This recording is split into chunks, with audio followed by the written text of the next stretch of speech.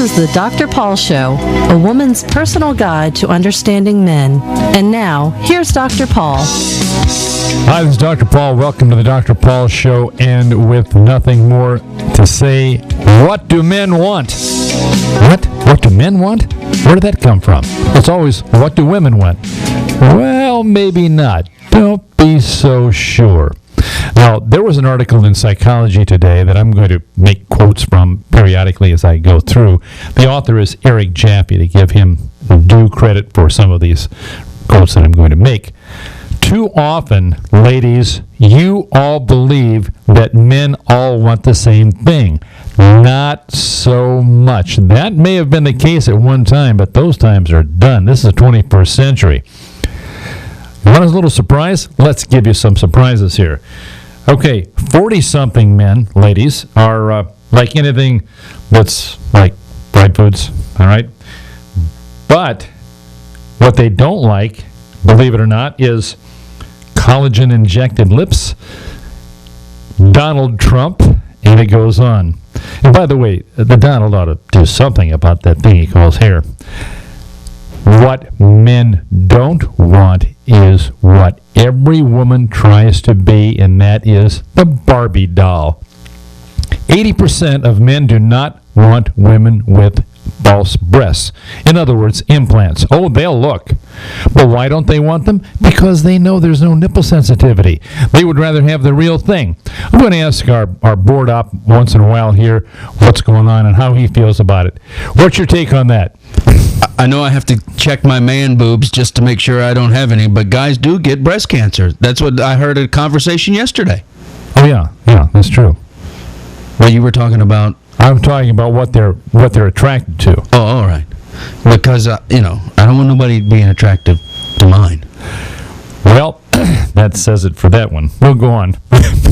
What do men want? Men want women. They want sex, but they want more than that. Let me quote something to you. Men can be surprisingly complicated. Well, that you already knew that, right, ladies? We want women, yes, we want sex, but we don't always want a slender frame and sharp curves. Sometimes they want a good personality and a good romantic comedy and to cuddle. Did you hear that, ladies? Women don't believe that, but it's true. This is a laboratory scientist talking, not for martinis. So our motives for sex have become diversified, as have women. And this is probably one of the most important developments in the last 20 years. In fact, it's probably been more like the last 15 years. We've gone through some incredibly developmental changes. Men are not just looking at what you wear, and everybody's wearing the same thing. I went to a club recently, and we're looking at the women. And the women are all like in uniforms. I'm saying, there's not a whole lot of difference between these women and what they're wearing and how they act. It's like they're all cheerleaders. They're all in a uniform. It may not be the same dress. It may not be the same color dress, but oftentimes it's the same cut. It's the same idea. Nobody stands out. If you want to be recognized, ladies, you have to stand out. And men are kind of in television anyway. They're going to look at you and they say, well, we're going to look at the curves, blah, blah, blah. Yeah, maybe. But not all men like women who are underweight or overweight or medium. They're all different. Understand that. Not all men like women who are big on top. Understand that. This is precisely what's going on here. One of the things that he has said, and I think was said accurately, men say, we want to say, I love you before you do. Some of us, we want to race you to love and win. We want to love you so much that when we see a pretty face, we think it's less pretty than we would if we didn't love you.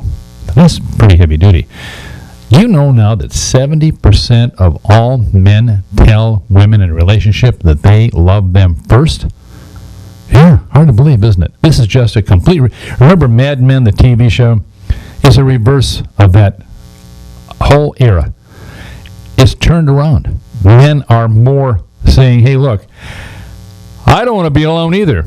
I don't want to be out there like the Lone Ranger. Men pretend to be macho, but we're finding now that they are doing it mainly to impress other men. they're being macho. If you take a man away from other men, you're going to find a pussycat. You're going to find somebody that's really not that macho, that look at me, look at me, look at me, because he does that for his buddy. He's going to be more real with the woman he's with when he's not around those friends. I've had so many emails from women who say, what is it with this guy? I really love him. I've been with him for a couple of years. We get around his buds, and he is like an animal. But when he's with me, he's really great. He's doing it for them. That's why he's doing the macho thing. I'm with you guys. I'm one of the guys, right? And what does that mean? It means it's total insecurity. He tries to put that act. They all do. That type of thing. It's all an act. I can out-macho you, and you can out-macho me. Look, I can tackle him. And it's the same thing with the sports thing, right? So understand that when you get them removed from that aspect of their masculinity, so to speak, which is really superficial, then you're going to find out who they are. And you're going to find out what that man wants. And not all men want the same thing. Don't have a checklist. Men don't have a checklist. Don't you have a checklist? Most often women are less inclined to have a checklist, although some do. We all profile. No matter what political correctness says, we all profile. Yeah, ladies, you profile. I want this and this and this and this and this, like you're going to the grocery store, right? Don't forget 2 pounds of whatever. The bottom line is that you do profile, and so do men, but let's stop it. And once in a while you say, well, I have this checklist, but this person I'm attracted to doesn't fall within the range of that checklist. Wow, what happened? I became realistic all of a sudden? Oh, yeah. So men typically don't have checklists when they start talking to someone. Initially, they'll say, wow, look at that. I've had so many men email me and say, Dr. Paul, you're not all wrong. I kind of didn't watch you, but, my significant other, excuse me, had me watch you, and guess what? You're right. There's more. When they open their mouths and their brains drop out, no, that's not for me. Or we are in totally different worlds when it comes to politics or religion or religious beliefs or whatever it may be. When you're in totally different worlds, it is not going to work. That theory that opposites attract, we talked about this before, that ain't so. You may attract, but you're not going to stay together. People who have similar interests and similar experiences are the people that want and need each other, and they're going to balance each other. People from two ends of the spectrum, be it religious, political, or whatever it may be, they're just not going to cut it. They have different concepts, and they're never going to cut it. There may be exceptions, and I'm not talking about the exceptions. I'm talking about the rule overall. That's the way it works. Another thing that might be of value, ladies, is that men like the same things you do. Isn't that amazing? Man says, I'm looking for a woman who's funny and maybe even quirky, but I will love her in many little ways. Wow. This guy is somewhere in the neighborhood of late 40s, early 50s. I want somebody who's funny. I want somebody that I can appreciate and enjoy. There's some gloomy Gus out there. I don't need that. Haven't you said that yourselves? I want some guy with personality. I want some guy that has some sense of humor. Somebody that keeps my day active, not boring. Nobody likes boring. Men either. So if you're going to be boring, do it elsewhere. The only person that's boring is you. Because guess what? There are no boring experiences, only boring people. You can do better than that. And you do. You will. Because we're both looking for the same thing, men and women as well. I know this is all about women, but I'm giving you this information so that you know men better. One research team recently compared the measurements of Playboy Playmates from the year 1960 to the year 2000. This is really critical. Their Playboy images changed. They look different. And what happens? Well, by 2005, Psychological Sciences reported that men who were manipulated to feel either hungry or poor preferred heavier females. Now, why is that? Basically, men who are in a category where they're poverty-stricken or are in a poverty, possibly hungry, we say, but we're talking about poverty-stricken, they look for larger women. Why is that? Because in your past experience, as we developed over the course of generations, we looked at that as being someone who is healthy. And when you are in that position and you say, wow, I want a woman who's heavier because, I'm poverty-stricken, she looks like she's successful. To them, that's what success means. The other end of the spectrum, no, not so much. Someone who says, hey, I've got what I need, but I want somebody that's within a framework of whatever. Why that is? Well, according to this article, apparently that's because way back there in the Stone Age sometime, we saw women, or males saw females who were larger as being able to be more productive sexually, etc. Is that true? No. But that's how people perceive it. And remember, perception is reality. Okay, continuing. Don't get into this too often, but this one is really, really interesting because a survey conducted around the time of the Clark Hatfield study, that was a sex study, reported that about one-third of men have imagined sexual encounters with more than 1,000 different women. Now, guess what? Fewer than 1% of all men have actually had over 1,000 women. What their minds have and what their reality happens to be is totally far apart. It's just not there. They may fantasize about that, but they haven't actuated it. So that's the way men are. Now, what happens to those men who have had that over 1,000 women? Well, it's like a pyramid. It starts at the bottom and it gets narrower and narrower and narrower until they get to the point where they become extremely picky, extremely selective. When they get to the top of that pyramid, they're going to find somebody who really, really means something to them in their lives because they've had it all. That's the nature of the beast. I can't excuse it one way or the other. But the more they do this, the more they find themselves in a highly selective situation. All right. There's a concept of what we call dynamic attractiveness.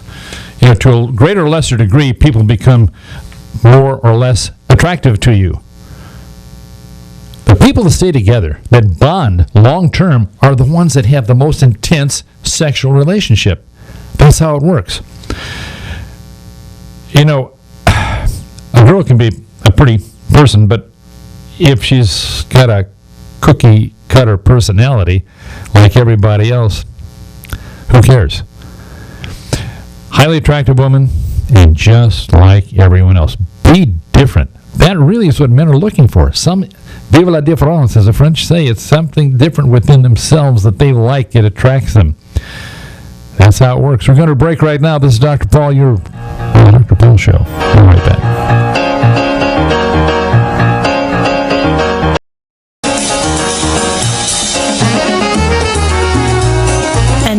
Back to the Dr. Paul Show. And this is Dr. Paul. We're back, and I'm going to leave you with this thought regarding what do men want. I think it really encapsulates all that we've discussed. Sociologist Rebecca Plant of Ithaca College says, it's a massive oversimplification to think that a man's sexual desire is as plain as the erection in his pants. Too often women believe that. Don't believe that.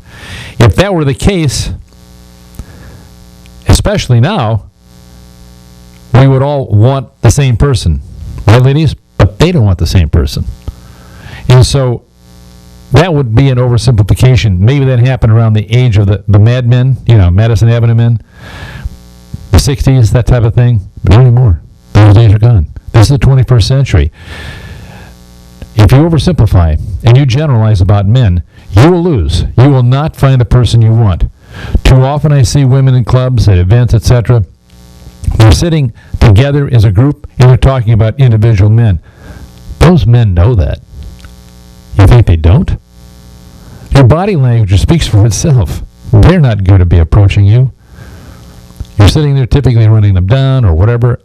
The bottom line is that you need to say, hey, they're all individuals and they all want individuals. This is not a group after a group. Group therapy happens elsewhere. All right? enough. Let's go to the email. We have been remiss in not responding to emails, so here we go. This one I find to be scary, all right? Dating underage. I'd like to start off with telling you that I'm 18. The other day I met this new girl at work. She is 16, and I feel like I really connected with her. Now we both work at the same place, which is and I'm going to delete that, okay, where we're always busy and never really have time to talk. I wanted to ask you to give me some advice on how to get this girl's number and how to ask her out on a date. It is also really hard for me to see her because she works every other weekend, meaning that I won't see her for a total 2 weeks. Long story short, I met this new girl at work. I feel like we're really connected, and I want to get to know her better. Want to get her number. What do I do to ask her out on a date? You don't. In most states, that's statutory rape. Now, there are some states where it may not be, but I can't recall one right now. Some states, I believe they're all at 18 at this time. I don't believe 16. So if you're 18 and you're dating a girl who's 16, you're in trouble. You're in legal trouble. It is called statutory rape. Trust me, it's a bad idea. Stay away from it and don't go there again. Boy, I understand how you feel, and your age difference is not that great, but that's the law. Like it or not, and there are a lot of laws we don't like, this one is not going to work. I recall at one point in time where that was no problem. If you were in high school and you're 18, the girl's 16, there was no problem, because the laws at that time were different from what they are now. The patent law in the United States of America is 18 years of age, period. Live with it. Don't wind up putting yourself into a situation that's going to drag you down for the rest of your life. Stay away from it. That's how it is. I don't make the laws. I'm the messenger. Here's one that I thought was kind of interesting about judgmental people. Okay. Dear Dr. Paul, I had some nice dates with this guy, and he told me that he had growing feelings towards me, but he told all his friends and family about me after the second date. I feel he was told some negative things because he is white and I am black. Then he stopped calling me and avoiding dates with me, and I feel really sad and silly for trying to call him, but I can't stop thinking about him. Okay, that's unfortunate. There may be people in his family, as there may be people in your family, who are racially intolerant, and if that's the case, as awful as it sounds, you're just better to walk away from it, because it's nothing short of being a negative situation, unless you can remove yourselves, both of you, and go elsewhere to a different city or stay away from these people. If you choose to say, look, I can choose my family, but not, choose my friends, but not my family, then go for it. If you are willing to close the door on these people, and he is willing to close the door on those people, then do it. And there are people out there that I have emails from that said, hey, look, this is a situation with us, and these people were racist, and we just said, hey, that's it. We disowned them. They disowned them, period.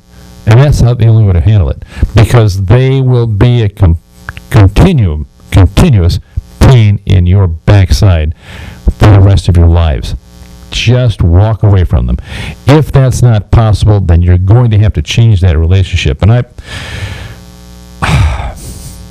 at least you can be thankful that destiny gave you the ability to see the difference. There are people out there who don't see the difference, no matter what they do and what they say. So it is what it is, and unless you can remove yourself, there's no future whatsoever, because some of these people become very hateful, very intolerant, and hypocritical. They will go to church one day and be a racist the next, or the same day. So don't even think about it. It's unfortunate, and that's how it is. And no, you're not silly. You choose to call him, you call him. You can certainly have conversations, but he's probably been excommunicated from his family, or would have been if he had pursued that. Bad idea for them. And that sting has got to be awfully personal. That sting of rejection for you must feel horrible. But on the other hand, there may be people in your family who feel the same way about him. It goes both ways. Not a good thing, but it goes both ways. Oftentimes it's religious intolerance, and that's unfortunate. so it goes. And we get these, and I respond to them in the best possible way that I can. I simply don't want you to get hurt or anyone else out there. If you can, again, remove yourself from that city, from their presence, and go elsewhere. Leave them alone. Let them wallow in their own discriminations. Okay, let's go to the next one. Ah, yes. Bipolar disorder and sex. Dear Dr. Paul. Oops. I was showing your website off to one of my friends. Your web designer is awesome, and we came across your video on depression's effects on sex drive. My curiosity was sparked, so I watched the video. I immediately watched it again, and I have suffered from depression most of my life. I've recently been diagnosed as having bipolar disorder. For those that may not know, bipolar disorder is characterized by periods of normal mood mixed with episodes of depression and mania. In the video, you state that depression is a depressed mood. This prevents you from getting from point A to point B and when having sex. That's true. Mania is on the other side of that spectrum. Everything is heightened and feels good, sex included. Wanted to see if there was any more information on sex drive and manic state of bipolar disorder. Being searching through your archives, I was surprised not to get any hits. Expert Village offered a few videos and articles, but nothing with any substance. I tried a Google search and came up with over 3 million hits. None of them were based on research, and most consisted of blog excerpts. My last hope was to search my university's database. Again, there was nothing that addressed that question. This is interesting. You have an issue, you Googled it, and no response. I have been married for over 6 years and know without a doubt that mania has an effect on sex drive, and untreated bipolar disorder creates such sexual chaos that it interferes with the health of the relationship. Yeah, it does. It truly does, and I'm aware of that. I'm aware of that from emails. So my source, primarily from what you're saying, is emails that I get from viewers and listeners. That upside of the bipolar manic stage is just horrific when it comes to sex, according to my emails that I receive. Now, it's controllable because it has to be.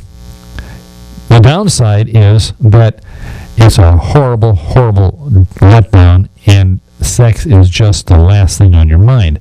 And it's like a roller coaster. So we try to moderate this with any type of medications that may be applicable to you. And of course, your physician, your psychiatrist would know that.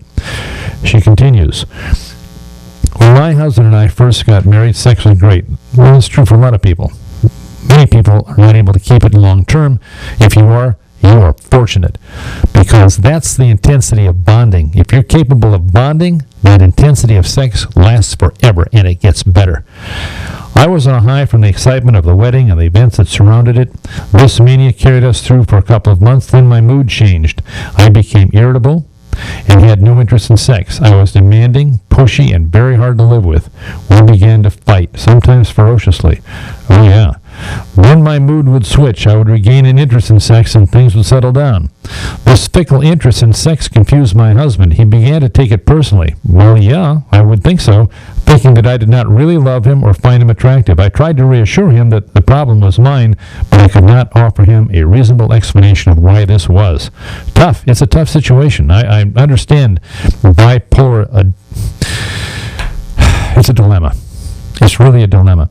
My husband's reaction to all this changed with time. At first he was concerned and then confused, finally stopped caring altogether. He found other ways to meet his needs. I laid in my depression, plotting ways to kill him. We further drifted apart. That's how bipolar people react. After several months of this, we separated and began the divorce process. The stress of it was all too much, and I had myself Baker-acted. That is when I was diagnosed as bipolar and put on the correct medication. Before that time, I was being treated with antidepressants. It happens all the time. Make certain that you get the proper diagnosis. The best way to do that is to get to a psychiatrist. It happens all the time.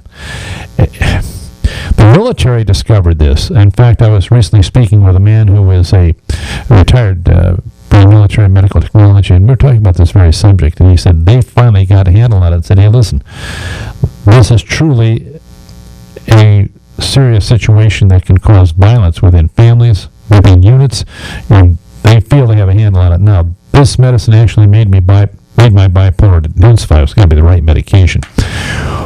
Once the medicine and me, we stabilized, everything changed. My husband moved back in, and we decided to rebuild our lives together. Thank God, unfortunately for you. Putting the marriage back in order has been a struggle. We know that it will take time. We are realistic about that. Since my medicine has become effective, my sex drive has changed. I'm finally able to relax and let go. Actually, it's a good thing because many women don't have climaxes who are bipolar until they have the proper medication. Last night I got from point A to point B in the most exhilarating way. I rest my case. I've never experienced sex like this before. We also enjoy each other on a more regular basis. I no longer have to psych myself up to have sex. I'm active participant, and I love it. I'm sure I'm not the only person who has had this experience or one similar. Why anybody hasn't chosen to do the real research on this subject, as I see it, it's a real and pressing problem. A devoted fan, and she leaves her name. We won't put that in. I am very, very surprised that that's the case, that there is not sufficient information out there to make happen what happened for you here. We're going to a break right now. We're going to comment on this when we return. This is Dr. Paul Show.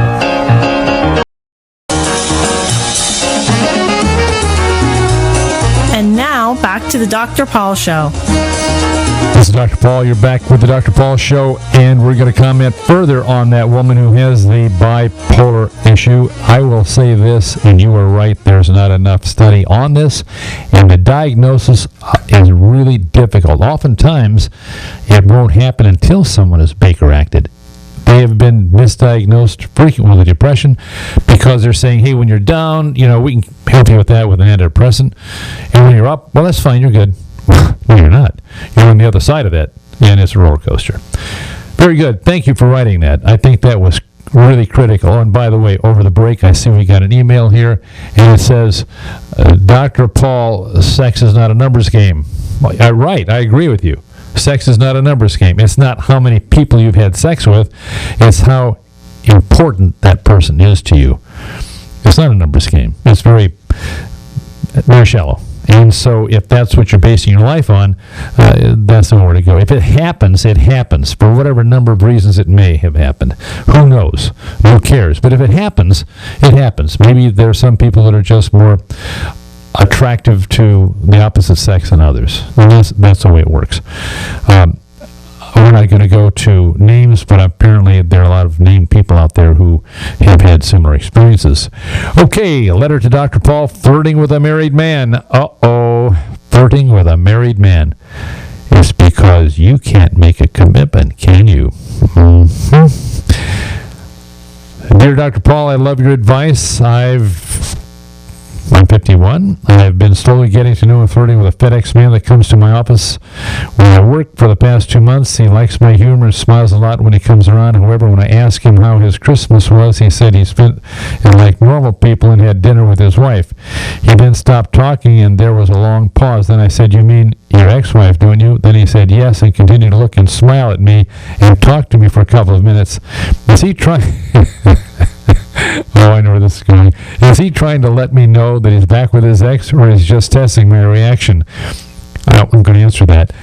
They do have a teenage son together whom he is very close with. I've asked 3 women and 1 man for his reaction to what he said. Please help. Thanks. Well, now you've asked Dr. Paul, and you'll get the real answer, not the one that other people think you want to hear. Yeah, he's testing you. That's what it sounds like to me. He's testing your reaction. Well, if it's okay with her that I'm married, be ex or otherwise, who knows? Maybe he's an ex-wife, and that maybe he's having issues. Maybe seeing the ex-wife and having sex with her. Who knows? Maybe not. Maybe it's not his ex-wife. Maybe it's his wife. My suggestion is that you clear the air, unless you're like some women who email Dr. Paul and say, I'm really attracted to married men, Dr. Paul. Why is that? Because you don't want to make a commitment. You're just like the man that doesn't want to make a commitment to women. Once that man is unmarried, you're out of there. I don't want that. I don't need that. Not in my life. I'm out of here.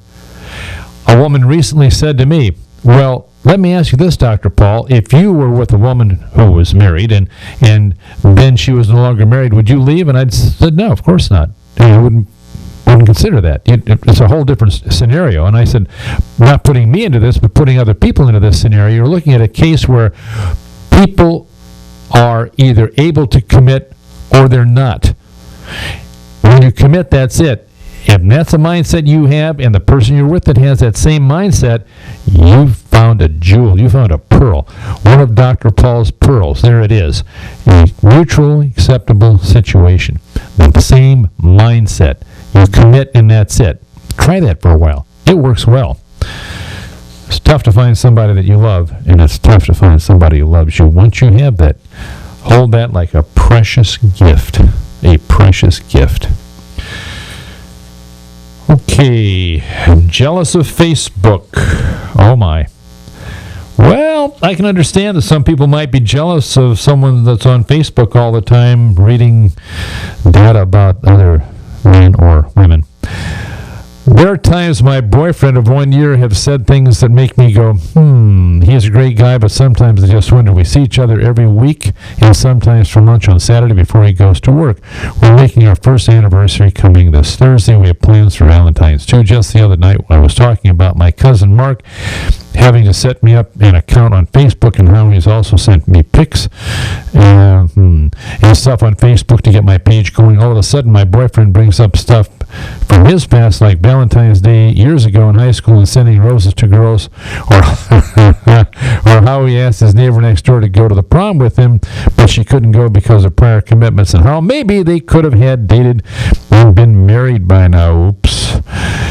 But she probably is married by now. And how she came over here to Hawaii for vacation and wasn't impressed, and he wanted to take her places around. She called him and said she would travel with her to other islands and then live in her apartment with her.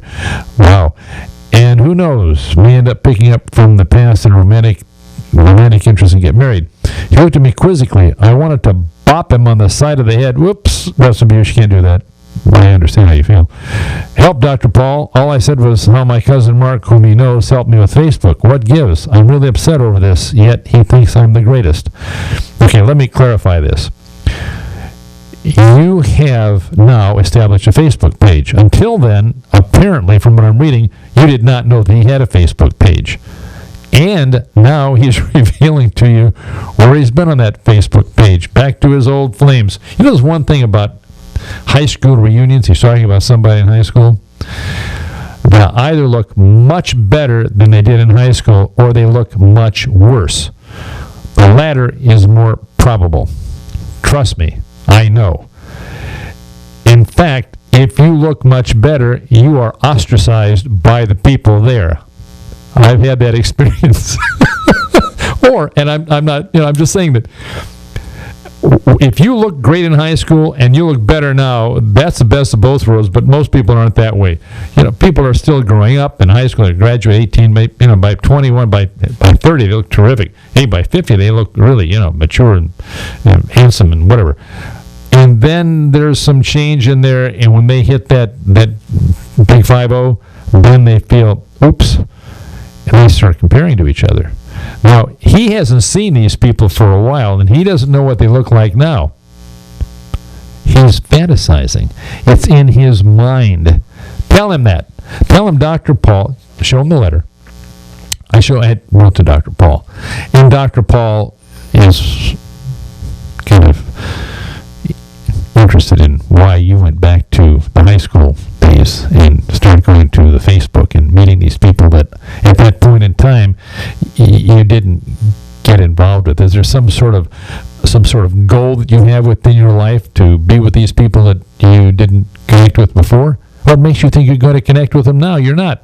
You are not going to connect with them now if you didn't connect with them then. It's a fantasy. It's within here. Okay? What you have, and you can tell them that I said this, you can have them see this clip. What you have in this woman, and I'm talking to your boyfriend now, is something that you better treasure. Because that was then and this is now. Don't live in the past. Don't drag that baggage forward. How many times have I said that, and how often do people do that? Bring it along, bring it forward, and make that ruin your present relationship. Because the past wasn't that great. You see, we only remember about the past, the good things. The crapola we don't remember. We block it out in our minds, the things that just aggravated us to no end. And yet you're trying to bring the unreality of the past into a reality of the present, which never existed in the first place. Thank you for writing this. You're not the only one, and unfortunately, somehow, I see guys involved with this more than not. But I did see a woman recently, married to a professional person. I can't believe what she did. In fact, went back to her high school days. This very successful person and very successful family that she's with, she walked away from, and I think it's a menopausal situation. And the boyfriend she had is in prison, and she's desperately in love with him. So it goes. I don't know how to answer that. I have no clue as to how to respond to that, except to say that go see a psychiatrist. You're probably involved with a serious issue within the framework of menopause, and you need to be treated. We will go to another letter. No self-esteem. Hey, Dr. Paul, I'm having a hard time trusting my boyfriend. He's an awesome man who treats me 100% better than my last boyfriend. Well, we don't know how the last boyfriend treated you, but 100% is better than 50%. He listens, okay, communicates, shares his insights, everything I could want and more. But the one thing is that I'm overweight while he's just right and healthy. He can have any woman he wants, and granted, there were many women out there that have flirted and showed him interest now and then. He said he's taken his clothes off with several girlfriends in the past, but I told him that we're not doing anything like that unless I have an engagement ring on my finger. Okay, he said he respected me and my choices and has shown me that respect many times over. How can a man of his nature, intelligent and fit, find someone like myself attractive in his eyes? I keep thinking that one day this bridge will fall while I'm standing on it and I'm left with nothing. Help, Dr. Paul. Why? Why do you put that into the universe? Why can't you accept that he loves you just the way you are? We just went through this early on in the show, what a man want.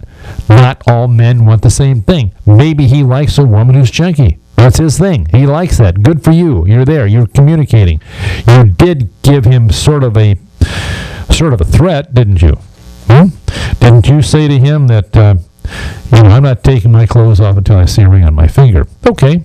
That may be working for you and may or may not be working for him. So you're asking him to become engaged to you before you have sex with him. Think about that. That doesn't work for everybody. I mean, if you're going to make a commitment, you better know what you're committing to.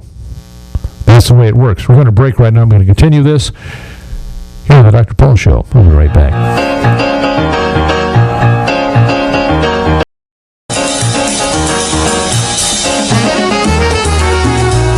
And now, back to the Dr. Paul Show.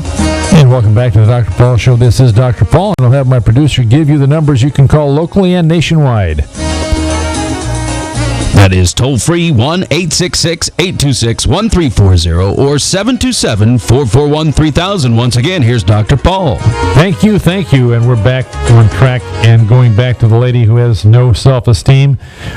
I'm going to say this, and I know that a lot of people out there, remember, I'm Dr. Tough Love. If you don't like it, you don't watch it. That's how it works for me. And I have a lot of people out there who, consultants and counselors and blah, blah, blah. They don't impress me. I do what I do. I'm my own man. Men and women like to know what they're getting into in sex before they make a commitment to become engaged and essentially and ultimately married. That's the way it is.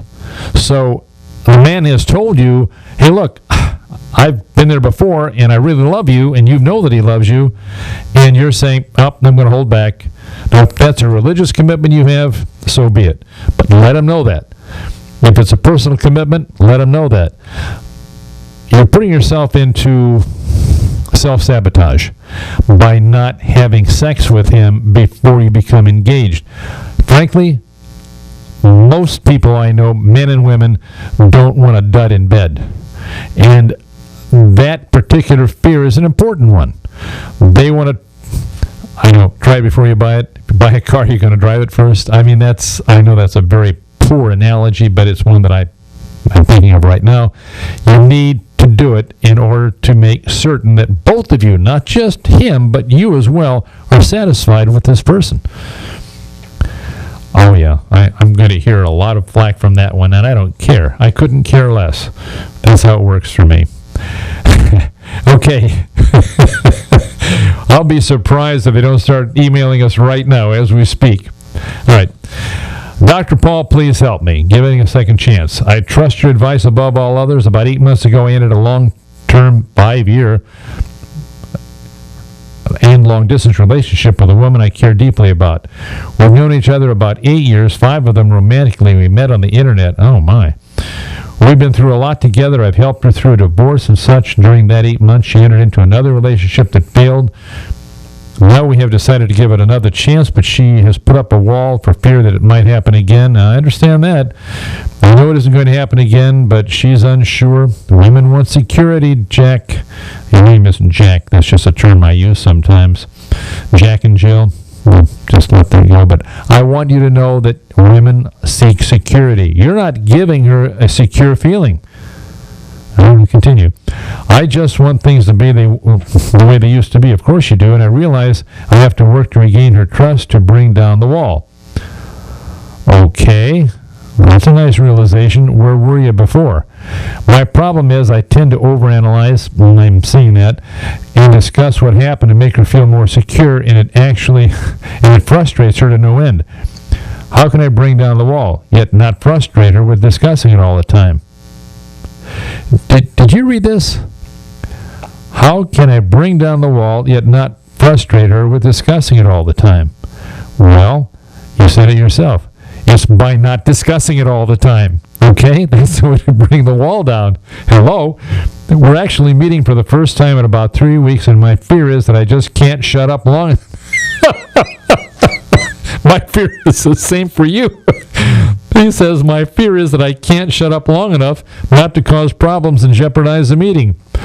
Please, Dr. Paul, I need your advice terribly bad. Yes, you do. Do me a favor. Listen to her. Don't say a word about the past. You're only re-energizing it. Why would you want to do that? It's like playing Russian roulette. Don't go there. Keep your mouth shut. Listen to her. How do you feel? How's your day been? I don't care anything. How are things with your mother? Well, you'll love to hear that, I know, but you do it. Stay away from the past subject. Turn it around. Be positive. I'm really happy with us, blah, blah, blah. I mean, be sincere, of course, but stay off the subject. You're saying it right. Wow. Take it easy on yourself, though. Don't blame yourself completely for being rehashing this old history. It's not helping you. And you did the analysis. You're right. You exactly are correct. You analyze it right. You've got to say nothing. That's your best course of action. It's a new day. Drop that baggage from the past and move on from there. That's the way it works. No problemo. Don't give her ideas about the past, because oftentimes women can re-energize that in their minds and get angry about this thing all over again. You don't want that to happen. Try to get this bridge rebuilt. Make it happen. And Dr. Paul said so. Wow. Okay. Wow. Okay. I'm happy to have your letter. I appreciate it very much, and I wish you the best, okay? Well, we've had quite a night. We had accomplished a few things. What do men want? Nobody really knows. What do women want? Nobody really knows. But you have an edge because you listen to Dr. Paul give you some feedback as to what men do want now, as opposed to maybe 20 years ago. Not everybody likes the Barbie doll, okay? Not everybody likes that, little cutie pie. We don't want that. Maybe they want a little more depth. Maybe you're looking at people individually now instead of taking them as a group. That's the way we ought to be in life. This is Dr. Paul. As always, may your fantasies of today be your realities of tomorrow.